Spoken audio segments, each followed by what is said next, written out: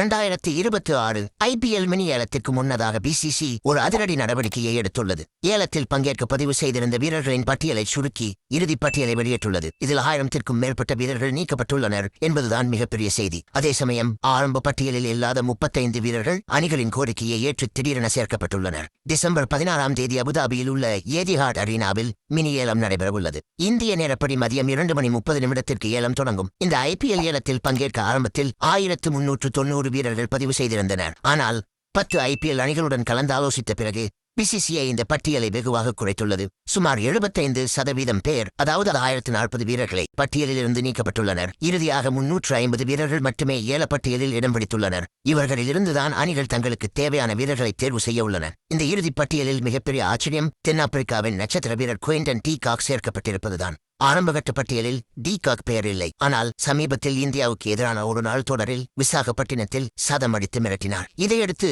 IPL அணி ஒன்று D காக்கை ஏலத்தில் சேர்க்க வேண்டும் என்று BCCI-இடம் கோரிக்கை விடுத்தது. இதன் காரணமாக விக்கெட் கீப்பர் பிரிவில் அவர் புதிதாக சேர்க்கப்பட்டுள்ளார். இவரது அடிப்படை விலை 1 கோடியாக நிர்ணயிக்கப்பட்டுள்ளது. கடந்த முறை 2 கோடிக்கு கொல்கத்தா நைட் ரைடர்ஸ் அணி இவரை வாங்கியிருந்தது குறிப்பிடத்தக்கது. டி காக் மட்டுமல்லாமல் இலங்கை வீரர்கள் குசல் பெரேரா, துனித் வெல்லாலகே, பினுரா பெர்னாண்டோ ஆகியோரும் புதிதாக சேர்க்கப்பட்டுள்ளனர். உள்ளூர் கிரிக்கெட்டில் இருந்து விஷ்ணு சோலங்கி உள்ளிட்ட 20 இந்திய வீரர்களும் இந்த ஆச்சரிய பட்டியலில் உள்ளனர். BCCI விதிகளின்படி முதலில் சர்வதேச அனுபவம் கொண்ட வீரர்கள் ஏலம் விடப்படுவார்கள். அதன் பிறகு உள்ளூர் வீரர்கள் வருவார்கள். முதல் செட்டில் Prithvi Shaw, David Miller, Cameron Green, Devon Conway, Jake Fraser McGurk போன்ற அதிரடி வீரர்கள் இடம்பெற்றுள்ளனர். முதல் 70 வீரர்களின் ஏலம் முடிந்த பிறகு விரைவான ஏலம் முறை அமல்படுத்தப்படும். அதாவது அணிகள் குறிப்பிட்ட வீரர்களை மட்டும் கேட்டு அவர்களை வேகமாக ஏலம் எடுக்கும் முறை இதுவாகும். மொத்தத்தில் தேவையில்லாத வீரர்களை கழித்துவிட்டு தேவைப்படும் வீரர்களை மட்டும் வைத்துக் கொண்டு நடக்கப் போகும் இந்த மினி ஏலம் மிகவும் விறுவிறுப்பாக இருக்கும் என்று எதிர்பார்க்கப்படுகிறது.